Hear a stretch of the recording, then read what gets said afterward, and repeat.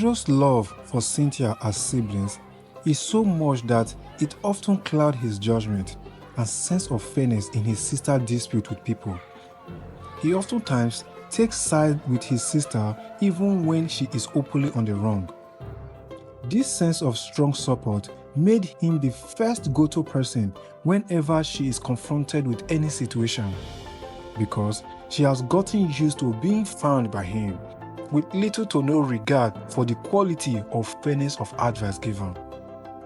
Until one day, Cynthia called Pedro, her elder brother, on the phone, complaining seriously about her fiance's pettiness of not allowing her to go hang out with friends, that he gets uncomfortable whenever she goes to see her friends, especially guys.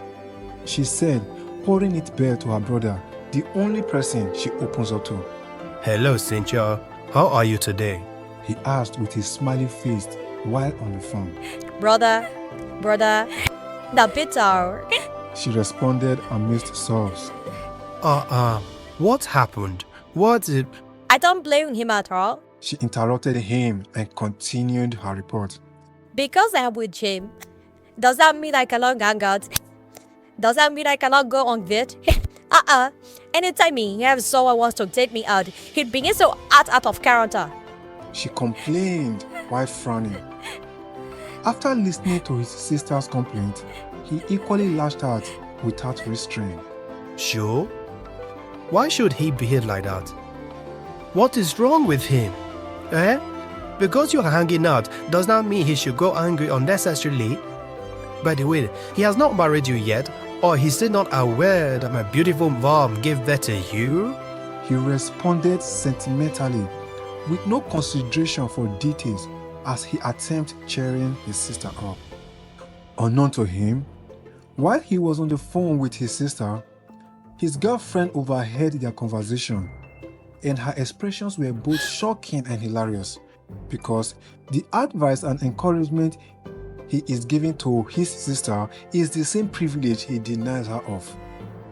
As their conversation continued, Pedro said, "Say, let me tell you something.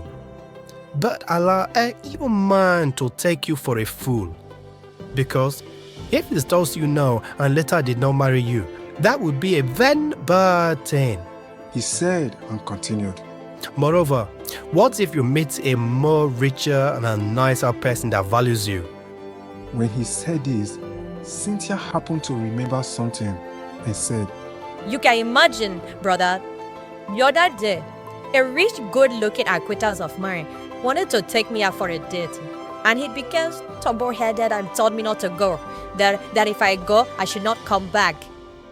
She went on to relay all that happened amidst memories of what truly transpired between her and her fiancé. Let me tell you, you can't tell me not to go. She said angrily. Oh, really? Peter responded. Yes, it is just a harmless scene of movies and some drinks, and then we're back. She said, feeling like her statement justifies everything. You call this your habit of going on dates with random guys harmless? So, what is it then, eh? She replied nonchalantly. Okay, I will stop you. But know one thing. If you go, don't come back. Peter said decisively. On hearing this, Pedro said, Just because you told him you are going on a date, is that why he said you should go and not come back? What nonsense! What sort of rubbish is that? He scolded. On hearing this, his girlfriend was surprised that Peter could encourage his sister to be careless and inconsiderate in her relationship, while he himself frowns at every thought of her even visiting her siblings. While still eavesdropping on their conversation, she mumbled under breath and said, So, you can advise your sister like this? She should be free to do what she likes, but you don't even like me to visit my family, not to talk of worries? You don't breathe for you today. She said in her local lingua. Some days later, Juliet was seen, well dressed up, looking gorgeous, walking towards the door, about to leave the house. As she was about to hold the door knob, Pedro called out. Babe, you look so gorgeous. This one you are dressed like this today. What is happening? Where are you going to? He asked. Oh, I didn't know you were back, he said. Well, I'm going out with a friend, and I'm going home from there. I won't be coming back to your place today. She answered. Okay.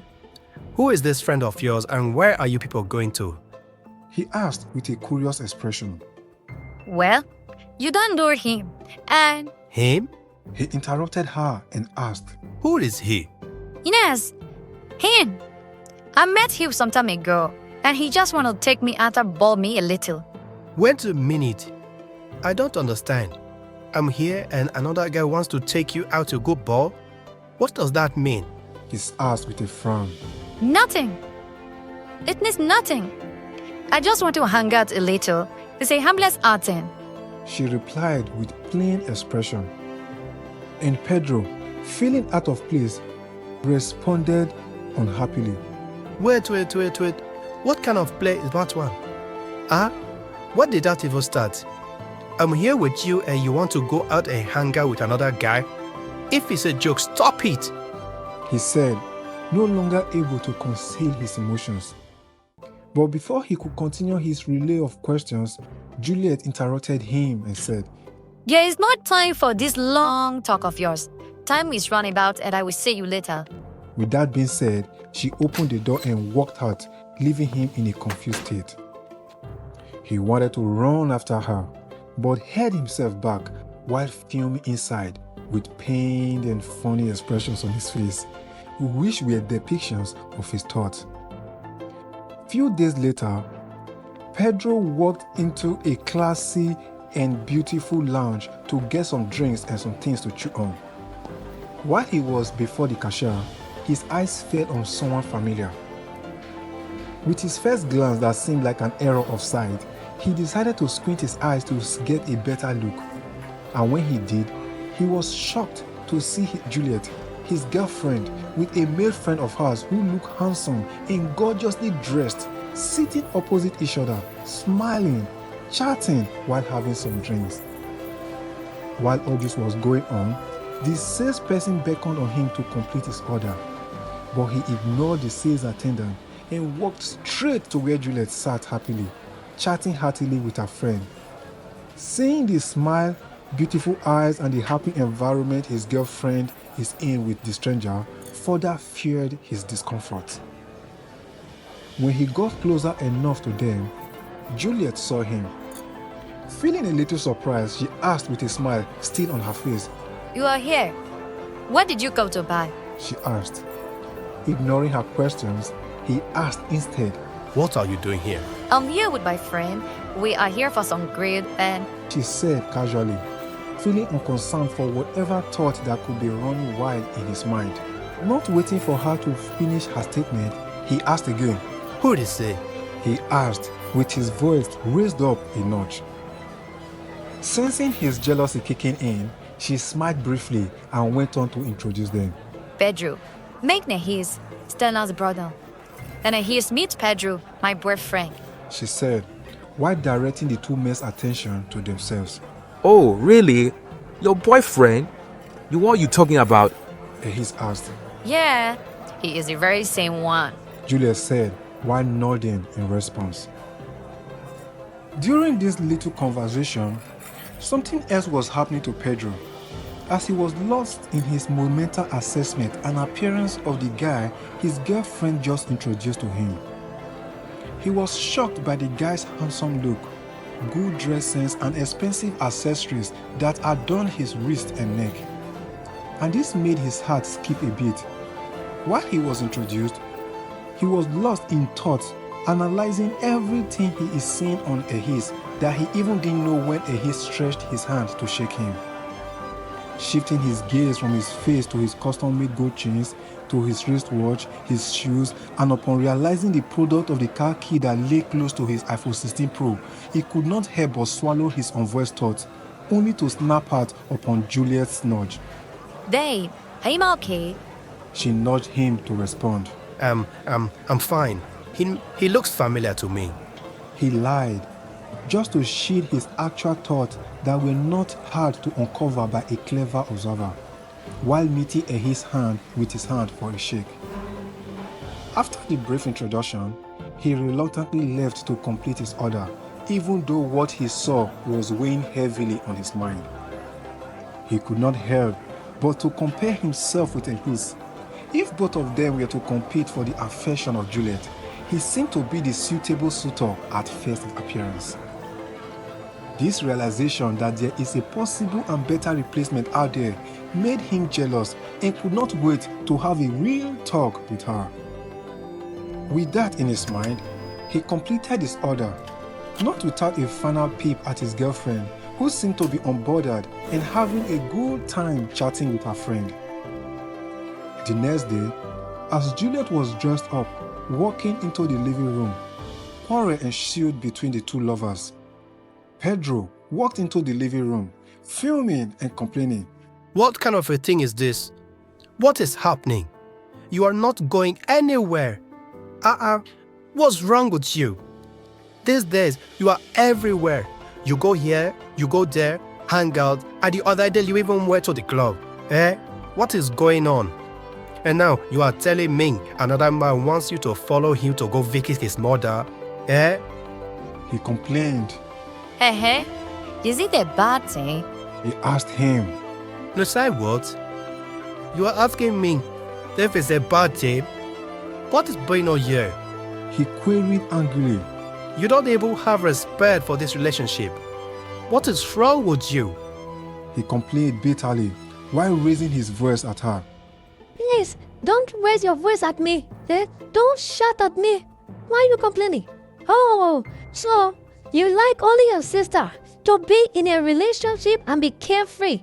Go where she lies, do what she likes, so long it makes her happy. But you want to turn another man's sister to your bodyguard. Cannot do anything or even go anywhere without your knowing. You even told her to be free, that she might even catch a bigger fish. So am I not the one that is good to catch crayfish? She queried back with pained expression and said, I'm someone's daughter. I'm someone's sister. I have a family that equally wants me to bring something better home. Your sister, she's even engaged. But you don't even have enough money to buy me a ring. And yet, you don't even like me visiting my relatives. While she was stating her grievances, Pedro was lost in thought, with flashbacks of all that has happened recently. He finally understood what Peter was feeling, the discomfort, lack of care, attention, and the negligence that comes from one's partner spending quality time with random guys in the name of fun. Putting himself in Peter's place, he then realized how much mistakes his words have caused in his sister's relationship. Feeling remorseful about this impact of his misguided words, he went on to say, But you're not the one I told. He said, I know I'm not the one you told. We are not married, so I am free to engage with bigger fishes too. Before she could continue, Pedro interrupted her. No. He responded quickly while waving his hand. I didn't mean it that way. He said. While they were talking, Pedro's phone rang and he reached out to pick it. And when he saw who was calling, he quickly answered. Not waiting for Cynthia to respond, he went on to say, Cynthia, you need to respect your man Peter. You need to take good care of him. And all those endless moving about, you need to stop it too from now on. While he was still talking, he could hear his sister sobbing. He then paused and asked, Cynthia, what is wrong with you? Brother, He said he will not marry me again. she said while crying. On hearing what his sister just said, he screamed, "Away!" and he fainted. With his careless advice, he ruined his sister's good relationship and nearly destroyed his own. As thought-provoking, funny, and insightful this story might seem, we can all agree on one thing, that bad advice does more harm to the receiver than the giver. So don't take it.